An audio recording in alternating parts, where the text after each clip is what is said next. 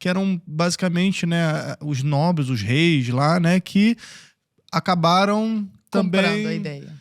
Pegando um pouco a ideia para não ser mortos, é isso? Como é que foi essa situação? O despotismo esclarecido era que entre os iluministas também não havia concordância. Uns defendiam monarquia, outros defendiam república.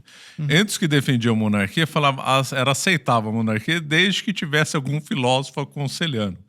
Aí, então, os filósofos se aproximaram das cortes dos reis. Esse é o chamado despotismo esclarecido. O próprio Voltaire era monarquista. Era monarquista desde que tivesse um filósofo do lado do rei.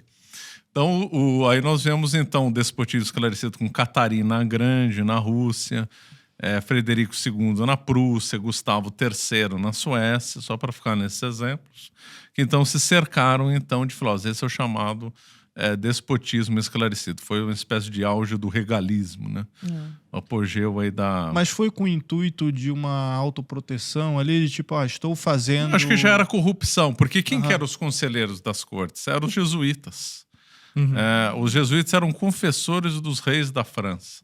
A corte tinha conselheiros. Aí saiu os conselheiros jesuítas para entrar os conselheiros laicos, né, iluministas. E duas coisas. A ideia de modernização, que os reis do século XVIII, alguns, já estavam profundamente imbuídos dessa ideia e julgavam que era necessário trazer esses novos pensadores para dentro do governo, para... auxiliar na modernização, mas ao mesmo tempo sem diminuir em nada a sua própria autoridade.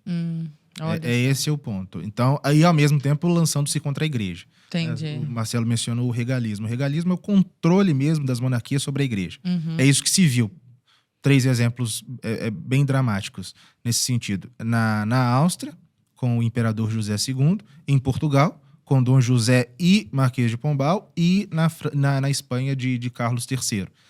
3 déspotas esclarecidos, cuja grande marca, se nós pudermos pensar, é manter a igreja e a autoridade ainda social e cultural que a igreja exercia sob controle. Então, essas duas coisas. Modernizar sem diminuir a autoridade da monarquia e, por outro lado, diminuir a autoridade do... Só que isso aí foi curioso. Ao mesmo tempo que eles estavam fortalecendo a figura do monarca, eles estavam solapando as bases da própria monarquia. Claro, Entendi. Foi um suicídio. Quando as monarquias... Que a suspensão, a abolição da Companhia de Jesus, dos jesuítas, pelo Papa Clemente XIV, foi fruto de uma pressão intensa das cortes borbônicas, né? Da corte francesa, da corte espanhola, da corte... das Duas Sicílias e da corte de Parma. 4 estados que eram governados pela dinastia de Bourbon. Os 4 se uniram para acabar com a Companhia de Jesus. Sendo que, estavam arrancando do panorama político e social aquela autoridade que mais servia de freio para o avanço das ideias revolucionárias.